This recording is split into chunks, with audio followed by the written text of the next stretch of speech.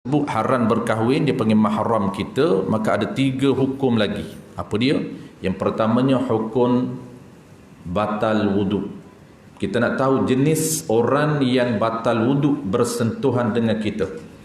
Mudah saja formula dia, selain daripada 18. Isu dia nak tak larat nak ingat 18. Tak perlu kita ingat tuan-tuan 18. Kita tahu sahaja. Tak perlu kita ingat 18, tapi kita tahu salah satu daripada 18 jenis orang itu apabila bersentuhan dengan kita maka batal wuduk. Kita tahu, tak perlu kita ingat. Ini dasar hukum yang pertama, iaitu orang yang membatalkan wuduk dengan kita. Siapa dia? Selain daripada 18. Adapun 18 ini dia mahram, dia tidak membatalkan wuduk. Ini kita akan bincang malam ni last. Malam ni orang yang ke-18. Dasar hukum yang kedua tuan-tuan, inilah dia formula asas. Dasar hukum yang kedua apa dia?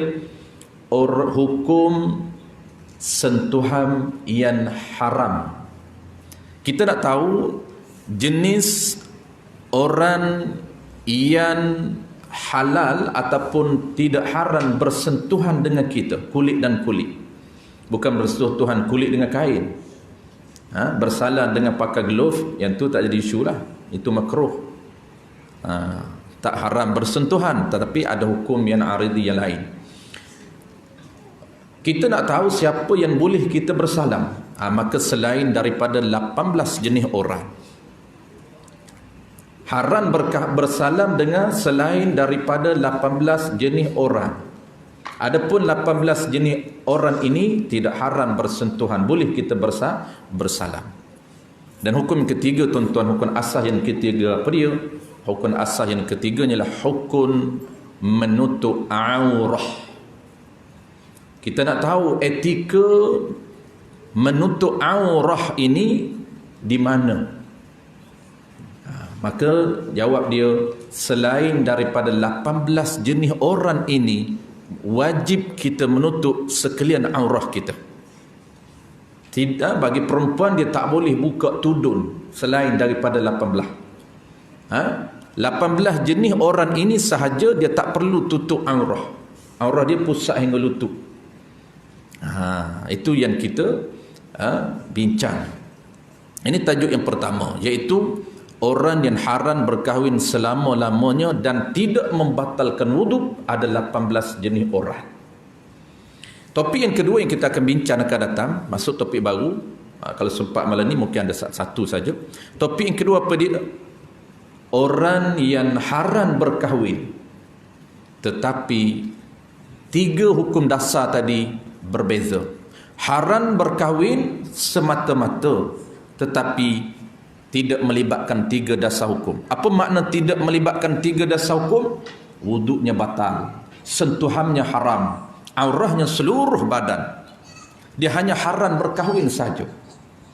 Ini ada berapa? Ada 5. Inilah antara benda yang penting tuan-tuan kita nak tahu. Untuk menjawab isu ada beberapa jenis orang yang haram berkahwin tetapi sentuhannya haram.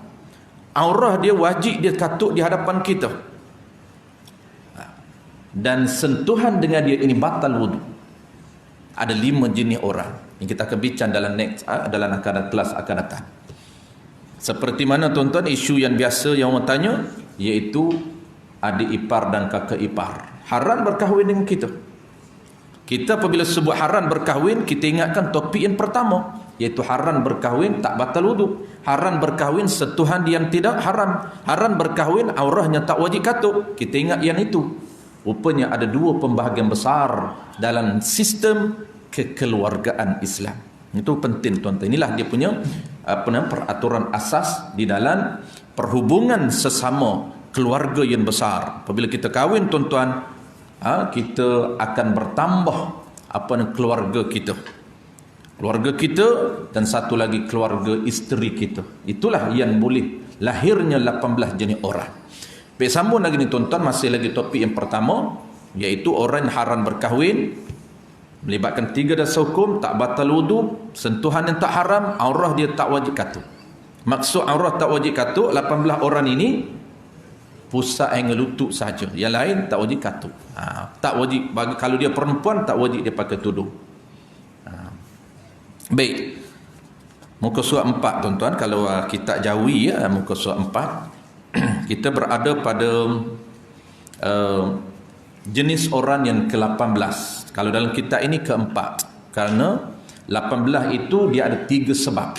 18 jenis orang yang haram berkahwin ini dibahagikan kepada 3 sebab. Sebab pertama haram dengan sebab keturunan. Ada 7 jenis. Mula daripada ibu sampai kepada cucu. 7 jenis. Kita tak recall balik, nak jimatkan masa. Sebab yang kedua, haram berkahwin dengan sebab radha', susuan. Ada 7. 7 campur 7, 14. Dan yang ketiga, sebab yang ketiga haram dengan sebab musaharah, berambil-ambilan. Ini yang kita akan sambung topik malam ini, iaitu haram dengan sebab berambil-ambilan 4. 14 tadi tuan-tuan dia agak simple, agak mudah. 14 jenis orang itu haram dengan sebab keturunan, mudah untuk kita faham. Haram dengan sebab susuan pun mudah, dia hanya tambah di belakang. Ibu. Kalau haram dengan sebab keturunan, ibu ke atas. Kalau susuan, ibu susuan. Dia tambah belakangnya susuan. Ibu susuan. Anak susuan. Adik-beradik susuan. Cucu susuan. Anak saudara susuan. Dia tambah di belakang saja. Jadi 7 campur 7 total 14. Yang perlu kita ingat 4 di belakang ini sahaja. 14 itu agak mudah kerana dia melibatkan keturunan dan susuan. Tetapi yang perlu kita ingat, 4 yang terakhir ini sebab berambil-ambilan. Lahirnya 4 yang terakhir ini dengan sebab kita berlakunya perkahwinan. Kalau 14 tadi tuan-tuan, bagi orang tak berkahwin pun dia akan berinteraksi. Tetapi tambahan 4 yang terakhir ini bagi mereka yang ada isteri, maka dia mula saja dia beristeri, bersuami, maka dia mula ada tambahan 4 ini tambahan. Apa dia 4 ni tuan-tuan? Yang kita dah bincang 3 malam ni terakhir, dia anak ciri. Yang pertamanya ialah ibu mertua. Ibu mertua dan bapa mertua ni sama status dia. Ibu mertua, dia status dia haram berkahwin selama-lama. Dia samalah status dia dengan ibu kita. Ibu mertua dan bapa mertua status dia sama dengan ibu kita dan bapa kita. Sebab tu dia duduk dalam pembahagian yang pertama. Dia berada dalam salah seorang 18 jenis orang yang haram berkahwin. Haram berkahwin dengan ibu mertua dan bapa mertua selama-lama. Selama-lama ni apa maksud selama-lama? Sampai mati, sampai kiamat. Adapun masuk dalam syurga, dia ada peraturan baru. Masuk dalam syurga tak terpakai. SOP ini sudah tidak terpakai. Dalam syurga dia ada peraturan yang tidak ketat. Dalam syurga ini boleh berkahwin dengan adik-beradik. Adik-beradik boleh berkahwin. Peraturan atas dunia, adik-beradik tak boleh, haram. Dalam syurga dia berbeza. Sebab itulah haram selama-lama ni maksud dia sampai kiamat, sebelum kehidupan dalam syurga. Yang kedua tuan-tuan, pertama ialah ibu mertua. Ibu mertua ini 3 dasar hukum. Hukum pertama, tak batal wuduk. Sentuhan dengan ibu mertua tak batal wuduk. Yang kedua apa? Yang kedua, sentuhan yang tidak haram. Bersalam dengan ibu mertua tak haram. Bersalam dengan anak dia saja haram. Dengan ibu tak haram. Dengan anak dia yang bukan isteri kita, haram. Tapi dengan anak dia isteri kita tak haram lah. Yang ketiga apa? Hukum yang ketiga ialah aurah. Ibu mertua kita tuan-tuan, aurah dia sama dengan ke-18 ni sama dengan ibu kita. Di hadapan kita, ibu mertua wajib katuk pusat dengan lutut saja. Itu wajib katuk, asalnya wajib katuk. Tetapi aridinya, hukum barunya apabila timbul isu lain. Asal dianya, etika pemakaian di hadapan ibu mertua ini dia punya etika syarak. Pusat hingga lutut. Yang lain itu sunat katuk, tak wajib, dapat pahala sunat. Jadi pembahagian pahala ni tuan-tuan, Allah Ta'ala cara pengiraan pahala berdasarkan status. Ini kita kena tahu, sebab setiap perbuatan kita, perkataan kita, pendengaran kita, dia ada bayaran pahala oleh Allah Ta'ala. Dan bayaran pahala ini ada dua ranking yang asas yang selalu kita sebut. Pertamanya ranking wajib, bayaran tak sama. Yang keduanya bayaran dalam bentuk sunat. Ini asas dua. Ada dua lagi asas, tapi kita nak sebut dua. Dia 4 bentuk pahala dibayar. Bentuk pertama, pahala yang ranking pertama, paling besar bayaran dia, iaitu bayaran yang wajib. Tuan-tuan, tutup aurah ini dibayar dalam 2 bentuk. Pertama, tutup aurah yang wajib. Kan kita mula daripada baju sampai kain ni, ada 2 sempadan. Sempadan pertama, kawasan wajib dikatuk, itu akan dapat bayaran wajib. Sempadan yang kedua, tuan-tuan, kita tutup juga, katuk juga, cover juga, tapi akan dibayar dengan ranking kedua, iaitu bayaran sunat. Tak sama. Pahala wajib lagi besar. Kita tutup pusat hingga lutut ni, tuan-tuan, akan dibayar wajib. Kemudian tuan-tuan pakai baju ni tak wajib pakai baju, melainkan ada isu-isu tertentu wajib. Secara umumnya tak wajib pakai baju. Apa hukum pakai baju? Sunat pakai baju. Maka dapat pahala sunat kita pakai baju. Dapat pahala sunat. Sebab tu cara dia ulama ajar, kalau boleh sebelum masa kita nak pakai pakaian tu, kena ingat, kena ada niat. Aku pakai pakaian ini kerana Allah Ta'ala. Apa makna kerana Allah? Kerana perintah. Perintah apa? 2. Aku buat ini kerana perintah wajib, arahan wajib direct daripada Allah Ta'ala. Dan arahan yang kedua, aku buat juga arahan sunnah. Sunnah ni bahasa moden kita panggil digalakkan, tapi tak wajib, cuma digalakkan. Kita buat, dapat merit, dapat pahala, dapat bayaran pahala. Itu asas yang kedua. Ada 2 bentuk bayaran lagi, lain kali kita cerita. Kita nak jimatkan masa. 2 bentuk bayaran, iaitu kita cover yang makruh, kita tinggal yang haram, dibayar. Itu akan datang kita sebut. Asasnya, tuan-tuan, semua bentuk kita dibayar dalam asas 2 bentuk. Maka mertua kita, ibu mertua kita, di hadapan kita, dia wajib katuk, dapat pahala wajib apabila dia katuk pusat hingga lutut. Baju dia tak pakai pun. Dah menantu kan, dia kata menantu macam anak sendirilah, pakai baju buat apa. Laki tak apa, laki memang jangan pakai baju dah. Pak mentua kita, ni mak mentua ni, mak mentua pun tak pakai baju juga, pakai singlet je. Asal dia, tuan-tuan, harus tak wajib katuk. Tetapi kalau menimbul isu lain, dia panggil dalam fiqh aridi, maka dia panggil wajib aridi. Dia kata menantu aku lain macam kalau aku buka baju, bukan boleh kira menantu ni, maka dia kena tutup pakai juga baju. Macam kita dengan mak kita tu, kita dengan mak kita dah biasa daripada kecil sampai tua. Kecil dulu mak kita bandar dia tak ada lah, ni orang kampung lah. Orang kampung ni kadang-kadang dia main hantam je. Atas rumah, luar rumah dia pakai lah baju, dalam rumah ni berkembang aja mak kita. Berkembang tu elok dah tu, standard dah tu berkembang. Kadang-kadang pakai baju macam pakai kain dia, macam kita lelaki ni kilah kain. Gunung ganam tu kat luar je. Dia kata anak kan main pakai bra je. Anak dia kata apa nak susahnya anak. Dan kemudian menantu pun dia buat macam tu juga. Boleh ke tidak? Ya boleh. Melainkan timbul isu baru kalaulah timbul fitnah. Fitnah wajib juga dia pakai baju.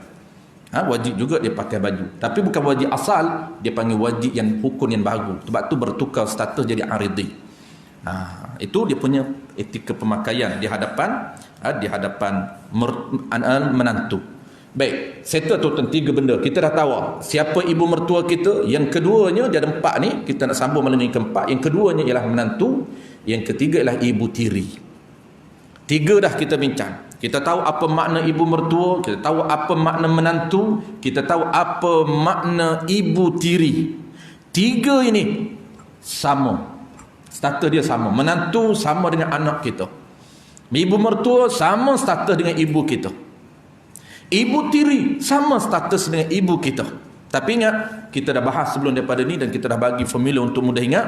Ibu tiri ni siapa selain daripada ibu tiri yang haram. Tu kita kena ingatlah yang tu. Ibu tiri sahaja, bukan ke atas, bukan ke bawah, bukan anak-anak dia.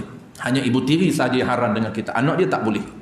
Anak ibu tiri bukan adik-beradik tiri, itu tambahan orang Melayu saja. Hari ini kita nak bincang topik terakhir ni, anak tiri. Kita nak tengok anak tiri ni siapa sebenarnya anak tiri. Yang terkadang orang kita, orang Melayu ni, dia ada istilah dia, adik-beradik tiri. Jadi sebenarnya di dalam syarak tidak ada istilah adik-beradik tiri. Itu kita punya istilah, kita yang create, orang Melayu kita mudah nak faham. Dalam istilah syarak tuan-tuan, status adik-beradik ada 3 sahaja, tidak ada 4. 4 tu apa dia? Adik-beradik tiri tidak ada. Yang adanya ialah ibu tiri ada, ibu tiri ada, nenek tiri ada. Ibu tiri ke atas dia panggil ada, nenek tiri pun ada, ibu tiri pun ada. Apa lagi? Anak tiri, ya ada, anak tiri ada, cucu tiri, tu yang kita akan bincang anak tiri hari ni. Adik-beradik dia tidak ada tiri. Adik-beradik ada 3 saja. Pertama, adik-beradik seibu sebapa. Kita panggil adik-beradik kandung, orang Melayu panggil sekandung. Makna sekandung ni satu bapa satu mak. Dia panggil adik-beradik seibu sebapa. Yang kedua tuan-tuan, adik-beradik yang kedua, adik-beradik seibu. Mak kita ni kahwin lain. Dia bercerai dengan ayah kita mati, dia kahwin lain, dapat adik-beradik seibu. Anak ibu kita, anak mak kita yang kahwin dengan suami dia yang baru, dipanggil adik-beradik seibu. Yang ketiga, dia ada 3 saja, adik-beradik sebapa. Bapa kita kahwin lain, ibunya, ibu tiri kita, dipanggil anak ibu tiri dengan bapa kita. Itulah dia adik-beradik sebapa. Mana dia status adik-beradik tiri yang orang kita panggil? Dia adik-beradik tiri ni tuan-tuan bukan merujuk kepada anak bapa kita yang bukan dengan mak kita. Dia panggil adik-beradik sebapa, bukan. Itu adik-beradik sebapa, bukan adik-beradik tiri. Kalau anak ibu kita dengan suami dia, itu dipanggil adik-beradik seibu, bukan adik-beradik tiri, tidak.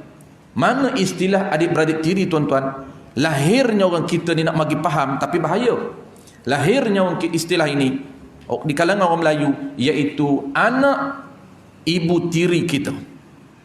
Ayah kita kahwin lain tuan-tuan, ayah kita kahwin lain, lalu ibu tiri kita dia ada anak dia kahwin dengan ayah kita, maka anak ibu tiri yang bukan dengan ayah kita, kalau dengan ayah kita faham clear, itu adik-beradik seibu sebapa. Maka itulah maksud orang Melayu kita adik-beradik tiri. Sebenarnya itu bukan adik-beradik kita. Apa status dia? Itu anak ibu tiri kita yang bukan adik-beradik kita. Apabila kita buat adik-beradik tiri, tuan-tuan, agak bahaya, melibatkan 3 dasar hukum. Kita sangkakan bahawa dia adik-beradik kita, ketiga-tiga hukum kita borong semua boleh. Aurahnya tak katuk di hadapan kita, sentuhan kita bersalam dengan dia, dan sentuhan batal wuduk kita agak sangkakan tidak batal wuduk. Itu bahaya, kerana dia bukan adik-beradik tiri. Tapi yang kita nak bincang ni tuan-tuan ialah anak tiri. Yang terakhir, yang ke-18, qala al-musannif rahimahullahu subhanahu wa ta'ala, keempat daripada 4 orang yang haram berkahwin dengan sebab berambil-ambilan. Keempat. Kita dah sebut sebelum daripada ni tuan-tuan, kenapa disebut berambil-ambilan? Kerana kita ambil ibu dia menjadi isteri kita, status anaknya dipanggil anak tiri. Dengan berlakunya sebab apa anak tiri? Sebab kita mengambil ibunya menjadi isteri kita, maka status anak isteri kita dipanggil anak tiri. Dan hubungan dengan kita, apa hubungan? Bukan anak, bukan hubungan keturunan, bukan hubungan susuan, tetapi hubungan musaharah. Ulama Melayu kita terjemah musaharah ini tuan-tuan, berambil-ambilan. Dengan sebab kita mengambil ibunya menjadi isteri kita, maka hubungan itu dipanggil hubungan musaharah, hubungan dengan sebab ambil-ambilan. Ambil ibunya menjadi isteri kita, anaknya nama anak tiri, maka hukum mahram kita, orang yang haram berkahwin dengan kita, dan melibatkan 3 dasar hukum. Apa dia? Hukum yang pertama, tidak membatalkan wuduk. Yang kedua, sentuhan yang tidak haram dengan anak tiri. Dan yang ketiganya, apa dia yang ketiga? Aurah dengan anak tiri sama dengan anak kita. Status anak tiri dia sama dengan anak kita. Dia tidak ada beza, cuma dia ada sedikit perbezaan. Baik. Anak tiri engkau sama ada anak tiri itu yang dahulu, yang sebelum daripada berkahwin dengan ibunya, atau yang kemudian selepas daripada bercerai dengan ibunya. Kita baca dulu, kemudian kita akan beri makna mengikut bahasa moden, tuan-tuan. Apa dia anak tiri ini? Anak tiri engkau sama ada anak tiri itu yang dahulu, yang sebelum berkahwin dengan ibunya, atau yang kemudian, ini yang selepas berkahwin, selepas daripada bercerai dengan ibunya, iaitu segala anak cucu bagi tiap-tiap perempuan yang halal bagi engkau watinya, dengan syarat engkau sudah wati perempuan itu.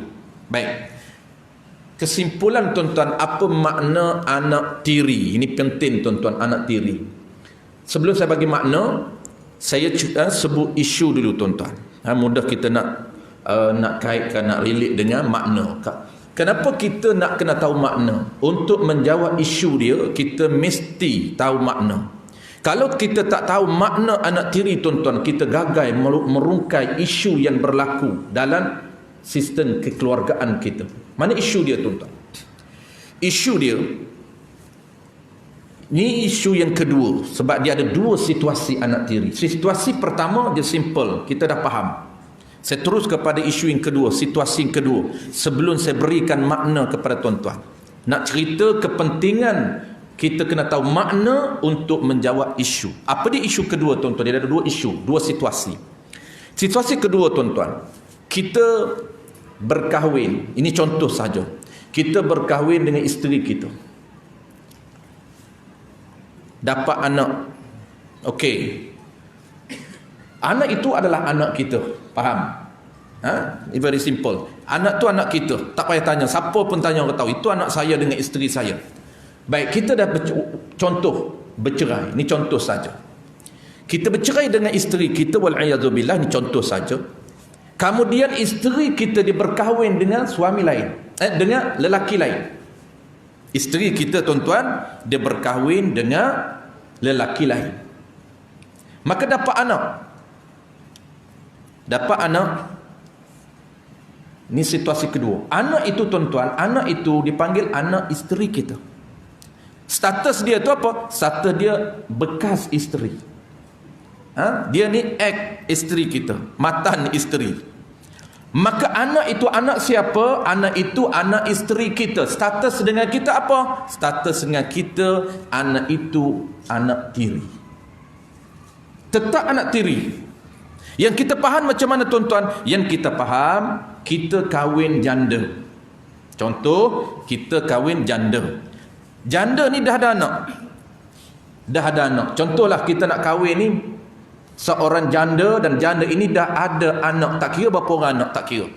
2 ke 3 tak apa. Yang penting dia dah ada anak. Selepas kita berkahwin, maka anak isteri kita itu apa hubungan dengan kita? Dipanggil anak tiri. Ini situasi pertama yang saya tak beri contoh kerana dia mudah. Situasi pertama yang kita dah faham, apabila kita berkahwin dengan janda, janda itu ada anak, selepas akad nikah, wati dulu janda itu, wati dulu isteri kita itu, baru haram dengan anak tiri kita. Itu mudah. Situasi yang kedua, ayat ni yang agak kita, kalaulah kita faham secara generalnya, tuan-tuan, secara umum kita faham, tak ada hubungan lagi dengan kita, kerana itu anak bekas isteri saya. Jawab dia, tuan-tuan, tetap ada hubungan dengan anak isteri. Walaupun dia dah bercerai lama dengan kita, dia kahwin lain, cerai, dia kahwin suami lain, suami ketiga, dapat anak lagi, kahwin suami keempat, dapat anak lagi. Ada jenis orang perempuan minat kahwin pun ada, mati suami dia kahwin, mati suami dia kahwin, mati suami dia kahwin, lah mati dia, baru dia tak kahwin. Ada juga minat kahwin. Nenek saya dulu, orang Kelantan ni bukan saja lelaki yang minat kahwin ni, perempuan pun minat juga. Nenek saya tu 4, saya tak ingat, yang saya ingat 3 orang, saya tak salah 4 orang suami dia. Suami pertama meninggal, dapat anak seorang. Kahwin pula dengan suami kedua, dapat anak seorang. Kahwin pula dengan suami ketiga. Suami ketiga itulah dapat ibu saya.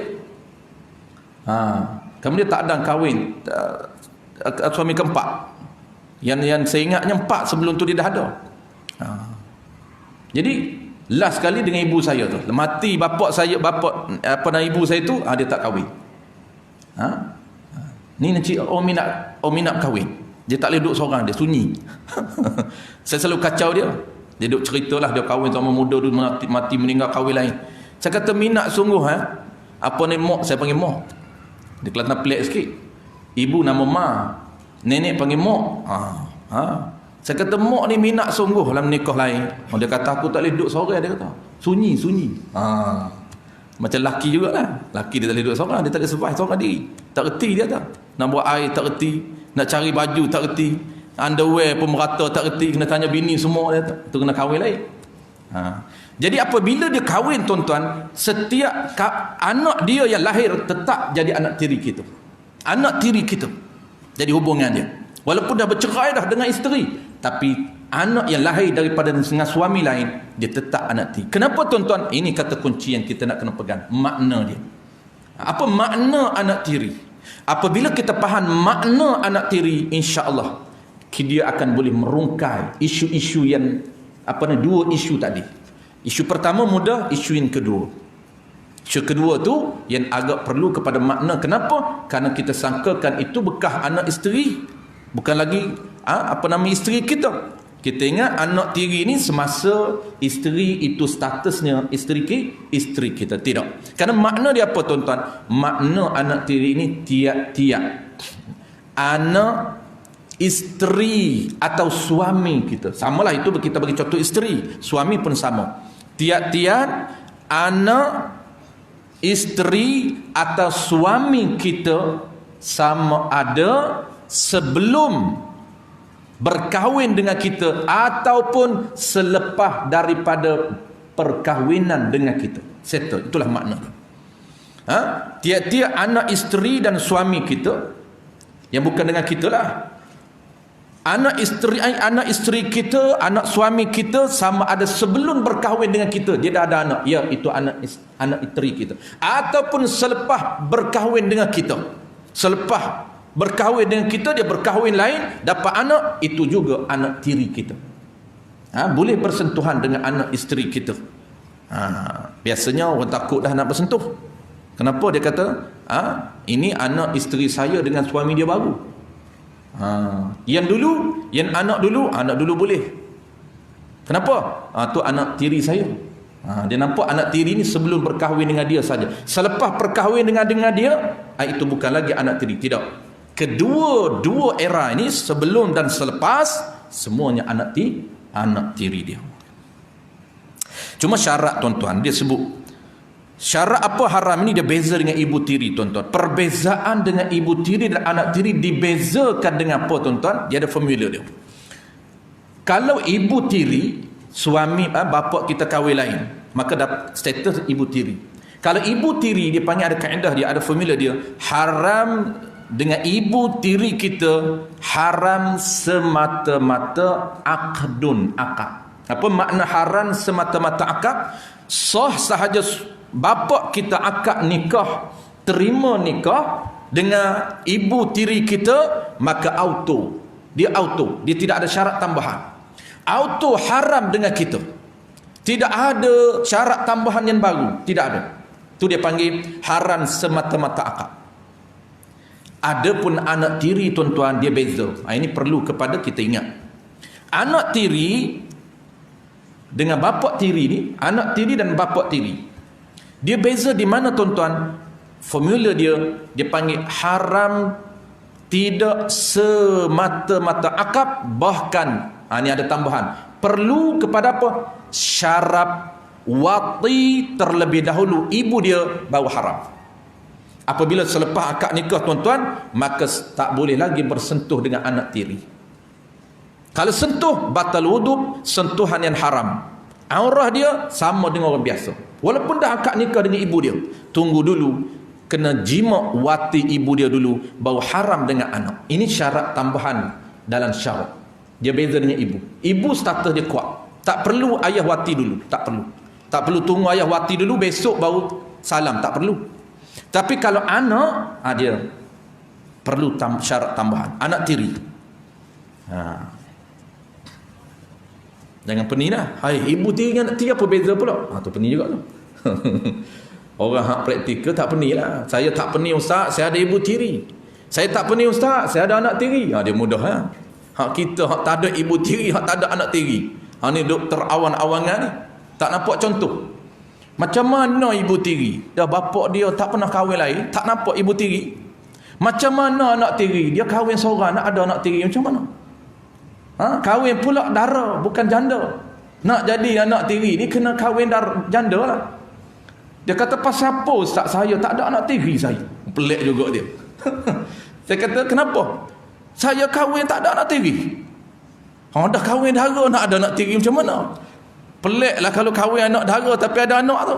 Tu anak angkat. Kahwin janda, baru ada anak tiri. Tapi jangan praktik lah. Orang perempuan marah. Baik. Tu anak tiri. Anak tiri syarat dia, sentuhan anak kita lah contoh tuan-tuan. Kita anak tiri. Kita ni anak tiri. Sebab apa? Sebab bapak kita ni, sebab ibu kita, dia dengan bapak. Kita ni dengan bapak tiri. Kita ni anak tiri. Siapa kita ni? Kita ni perempuan. Laki tak boleh. Laki tak boleh contoh laki. Contoh perempuan. Kita ni perempuan, ibu kita kahwin lain. Maka ibu kita kahwin lain, kita ni yang perempuan kita ni dengan bapak kita, bapak tiri kita. Tu. Laki kita tak jadilah. Tak jadi isu. Sebab kita laki, ibu kita kahwin lain, kita dengan bapak tiri, tak jadi isu. Bapak sama bapak. Dengan laki, tak jadi isu. Yang isunya perempuan. Kita ni perempuan, ibu kita kahwin lain, bapak tiri kita. Selepas akad nikah dengan ibu kita, bapak tiri kita ni tak boleh bersentuh lagi dengan kita. Kena tunggu, kerana syarat dia kena wati dan jimuk. Kalau buh wati dan jimuk pening. Dia wati atau jimuk. Jangan buh wati dan jimuk, jenuh dia cari. Kerana dam itu dua benda. Dia wati atau jimuk, atau bersetubuh. Itu syarat dia. Iaitu segala ini semua anak cucu bagi tiap-tiap perempuan yang halal bagi engkau watinya, halal berkahwin. Jadi milik kita. Halal ni maknanya apa dia? Maknanya dua. Pertama isteri kita, yang kedua hamba. Kita tak jelaslah hamba tu. Hamba pun kita beli hamba, ada anak. Hamba tu ada anak. Tiap-tiap perempuan halal bagi engkau. Maknanya apa? Tiap-tiap anak cucu. Samalah. Anak perempuan cucu dia ke bawah. Anak tiri, cucu tiri, cicit tiri, piok tiri. Sama. Anak tiri kita, dia kahwin. Dapat cucu. Cucu apa? Cucu tiri. Sama je status dia. Cucu tiri kita kahwin lain. Jadi cicit. Dah ada cicit tiri. Cicit tiri ni kahwin lain. Panjang sungguh umur kita. Cicit tiri pun sempat. Cicit pula kahwin lain, tak mati lagi orang tua ni dia. Sempat dengan piok. Kalau nak piok kita pun tak tunggu masa dah. Kita pun nak kiok dah. Sampai satu dia sama. Mula daripada anak tiri, cucu tiri, cicit tiri, piok apa? Piok tiri sampai ke bawah. Sama je.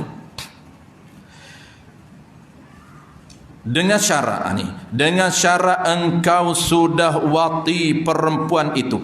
Syarat ibu tiri itu kita dah wati. Kalau tak wati ibu tiri, tak haram dengan anak dia. Atau barang yang pada maknanya makna wati. Samalah. Kalau dia tak boleh wati, dia buat satu lagi dipanggil barang pada makna wati. Status sama hukum dia, iaitu memasukkan air mani dia ke dalam farah isteri dia. Tu dia panggil apa? Dia panggil perkara perbuatan yang menepati dengan wati. Dia panggil perbuatan yang sama dengan wati. Masukkan air mani ke dalam farah isteri. Nama wati juga. Nama wati juga. Dia panggil nama jimuk. Sebab tak ada orang tanya. Saya ingat dulu. Saya pernah cerita kot. Nampak simple soalan tu. Tapi kalau tak faham makna wati, tak boleh nak jawab. Kalau jawab pun dia main hantam bin bedal. Ada saya mengajar satu dulu 10 tahun lepas.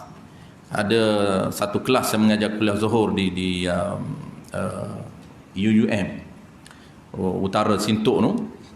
Jadi sebelum saya masuk kelas tu, ada seorang hamba Allah ni taham. Dia malu nak tanya dalam kelas dalam kuliah ni, staff lah, mengajar staff lah. Dia tanya, dia kata, "Ustaz, nak tanya sikit, saya dengan isteri ni mandul." Dia kata, "Mandul, tak dapat anak." Bukan mandul, tak dapat anak. Jadi saya ni, dia kata, doktor suruh apa dia ni? Nama program berhadah. Apa nama dia, istilah dia? Dia tepat.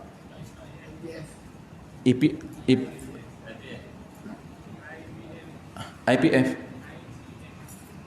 Tu tuan-tuan tahu dah, tak apalah. Saya sebutkan silap pula. Kan sebut EPF pula.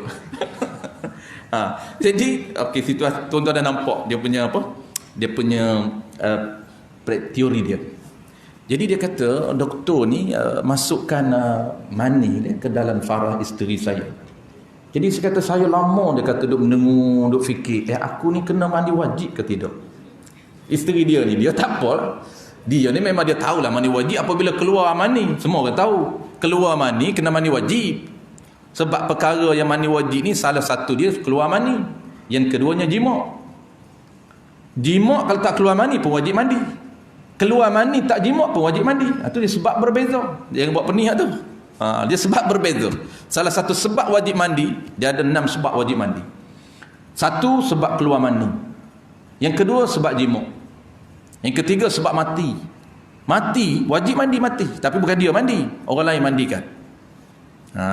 Kalau dia mandi pun sah lah. Orang mati mandikan diri dia, sah. Nak ceritanya tak berlakulah karamah begitu pada kita. Jadi dia ni fikir, dia kata, adakah wajib mandi isteri dia ni? Dia tak apalah. Sebab dia kata tak jima'. Dia ni tak apa, dia faham lah, kerana dia ni keluar mani. Dia kata isteri ni, dia kata, yang saya tahu, dia kata kalau jima' confirm kena mandi wajib. Isteri saya ni hanya masuk mani saya saja, tak mandilah. Dia kata, saya tanya dia, kata agak-agaknya macam mana agak-agak? Agak-agak lah, dia kata sebelum saya jawab. Dia kata, saya nampak tak wajib mandi lah, sebab bukan jima' dia kata. Nampak tak? Dia tak tahu. Nak jawab ni saya sebut tadi, tu kena tahu satu lagi istilah, nama dia ialah satu jima', yang satu lagi benda, perkara, perbuatan yang menepati dengan jima'. Apa dia menepati ni? Sama hukum dengan jima'. Apabila sama hukum, tuan-tuan, jima' wajib mandi, dia pun wajib mandi. Apa dia? Memasukkan mani suami ke dalam isteri. Boleh. Tapi jangan ambil mani orang lain, itu haram. Ni mani suami dia, mani yang halal dia panggil. Jadi kesimpulan, tuan-tuan, wajib mandi. Iaitu yang halal bagi engkau watinya dengan syarat engkau sudah wati perempuan itu, atau barang yang pada maknanya makna wati daripada nasab atau radha' hingga ke bawah. Sama ada daripada keturunan ataupun susuan hingga ke bawah. Baik, habis kesimpulan dia.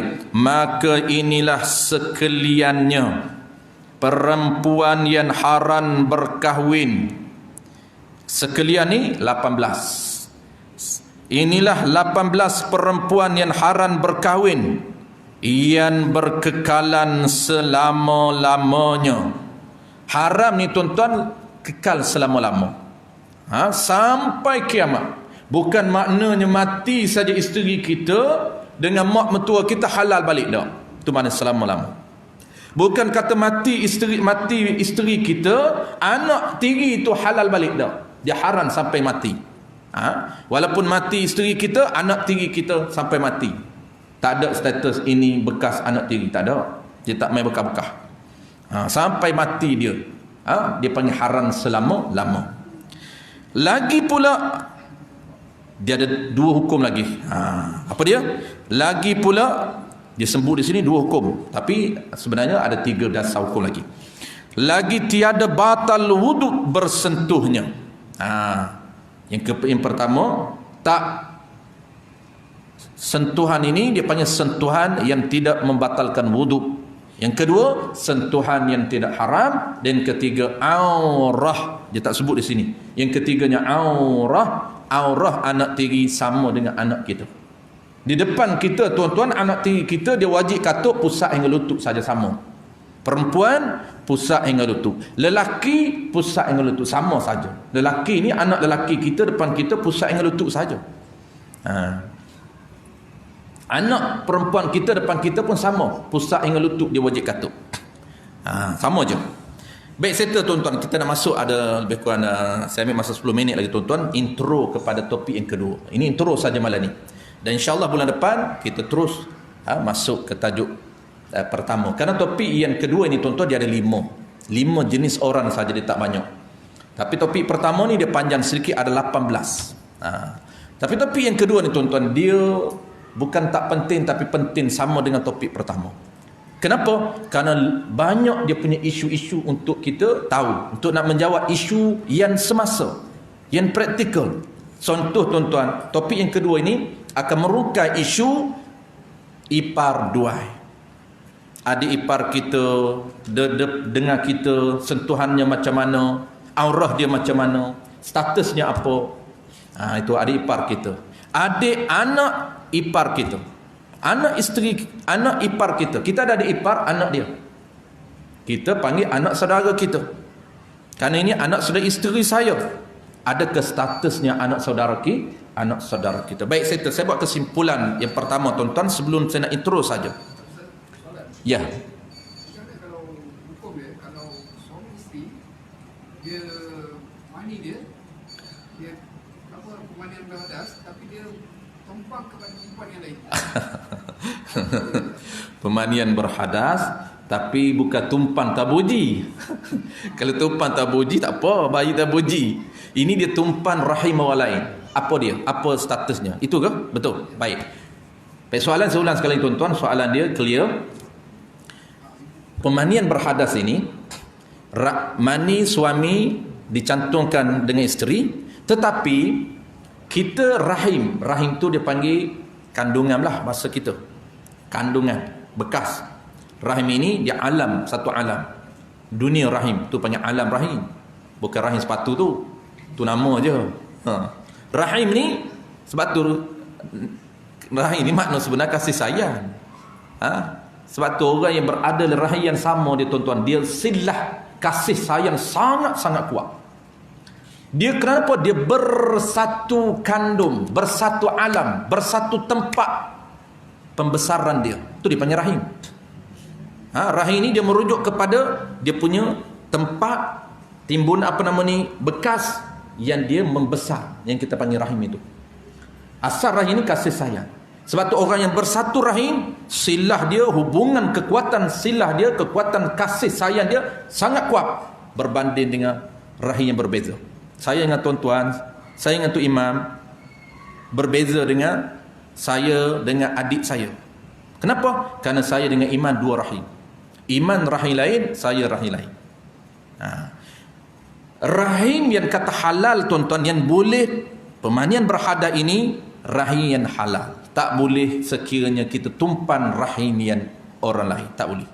Kalau tabuji tak apalah, tak boleh. Nak pinjam tak boleh untuk pinjam rahim orang lain. Mani kita dengan isteri kita tapi menumpan bekas mani orang lain. Kita nak tumpan bekas kerana dia mani dia ni subur. Subur dia. Maka kita tak subur, rahim kita tak subur, nak tumpan rahim dia boleh tak boleh? Tak boleh. Tumpang juga tak apalah, ni segi hukum.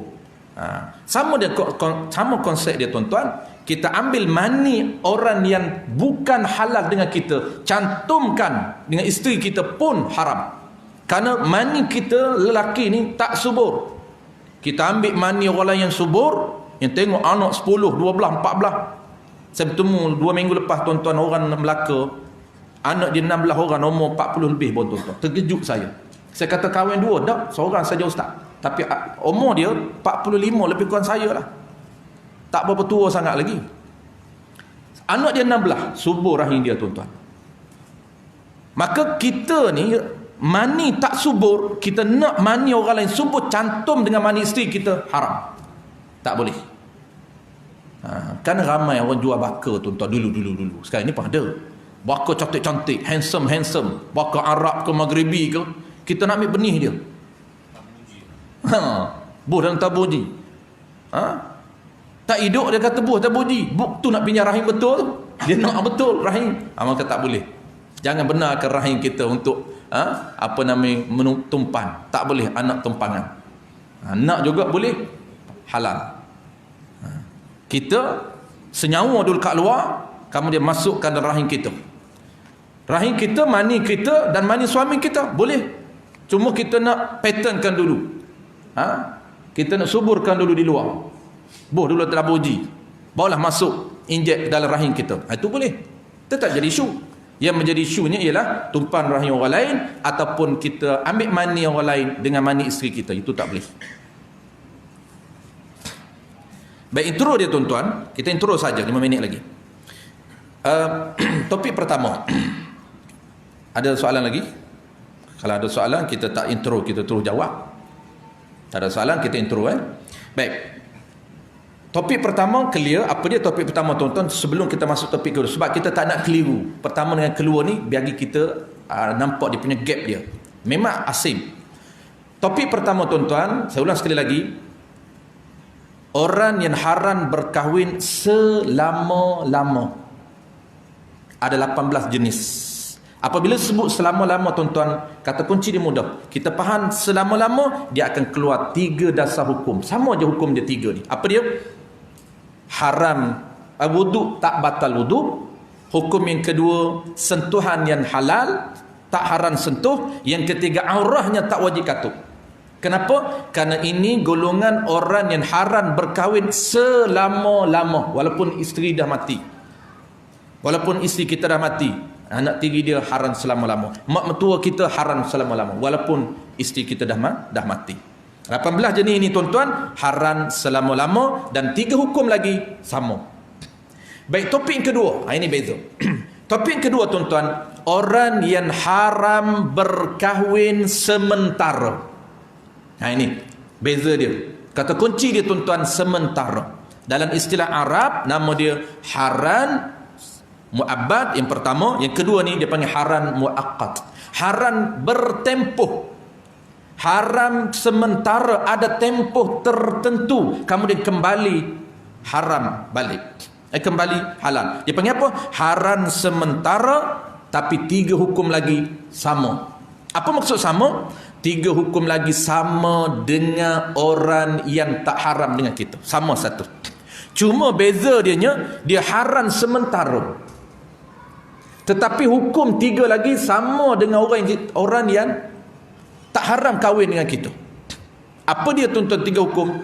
Hukum pertamanya, wuduk, batal wuduk. Walaupun haram berkahwin dengan dia, tapi wuduk batal.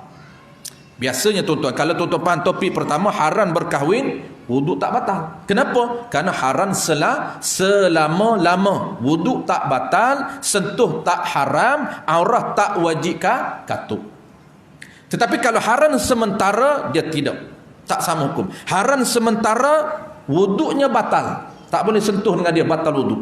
Sentuhannya haram, tak boleh sentuh, tak boleh salam dengan dia. Walaupun nak kahwin tak boleh, tapi tak boleh kahwin. Tak boleh sentuh. Dan aurah dia seluruh badan. Dia kata nak nikah tak boleh. Kenapa? Kena tutup seluruh badan. Ya, kerana dia haram sementara sahaja. Ada berapa tuan-tuan? Dia ada 5 sahaja, tak banyak. Dia ada 5 sahaja, tak banyak. Apa dia? Yang pertamanya ialah perempuan yang telah berli'an. Ini dia agak tough sedikit li'an ni. Kita akan sebut kuliah akan datang. Yang kedua apa dia tuan-tuan? Yang keduanya ialah orang yang haram kita himpun dalam satu akad. Apa dia? Iaitu adik dan kakak isteri kita. Dipanggil ipar dua. Ini dipanggil haram kita himpunkan dalam satu akad. Ini kita akan bagi formula mudah nak ingat. Apa dia jenis orang haram kita himpun dalam satu akad? Mana satu akad bukan sekali akad 2 serentak, tidak. Itu pun satu akad lah. Maksud dia dalam kalau lah kita kahwin dengan adik dia, kakak ipar kita haram. Selama mana tempoh dia tu sementara, tempoh dia selagi mana isteri kita ni masih status isteri kita. Kalau isteri kita mati, maka dengan adik ipar kita boleh kahwin dengan adik ipar. Boleh kahwin dengan kakak ipar kita. Adik ipar yang bukan isteri orang yang tu standard lah itu. Boleh kahwin dengan adik ipar kita, boleh kahwin dengan kakak ipar kita. Orang panggil apa? Orang Melayu kata tukar salin tikar. Salin tikar. Salin tikar. Kalau orang Terengganu, Ustaz Pian dia orang Terengganu tikar lah. Orang Muar pun macam tu. Orang Muar ni dia kena sebut tikar je. Muar. Saya tak reti tiru lah. Saya orang Kelantan ni tak jadilah tiru. Salin baju, salin tikar. Dia boleh. Orang tua-tua dulu banyak dia buat. Kita hari ni tak nak buat. Dia tahu ada ipar ni kahwin apa. Cari orang lain. Dia tahu takkan macam tak ada orang lain dah. Dia tahu mati isteri nak kahwin dia ipar. Orang tua kita dulu dia buat. Piramli dia buat. Ada hikmah, ada rahsia kenapa nak kahwin dengan adik ipar. Ada rahsia dia. Ada rahsia dia. Nanti kita ceritalah rahsia dia tu. Kenapa dulu duk buat tu. Dalam syarak ada. Ada situasi sunnah. Sunat. Ada sunat. Kenapa kita sunat kahwin dengan adik ipar? Sekiranya ciri-cirinya cukup. Sekiranya ciri-ciri cukup. Tak cukup ciri, tak sunat lah. Kena tengok ciri jugalah.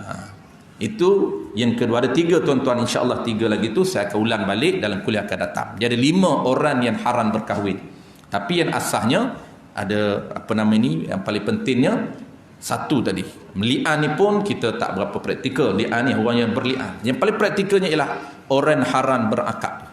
Orang yang tak boleh satukan dalam akad. Maksudnya orang haram kita himpun dalam satu akad, iaitu ipar dua. Dia banyak isu tuan-tuan. Tu saya sebut tu satu isu saja, iaitu isu adik ipar kakak ipar. Dia ada isu lain lagi, iaitu isu dia isteri bapa mertua kita. Sama juga.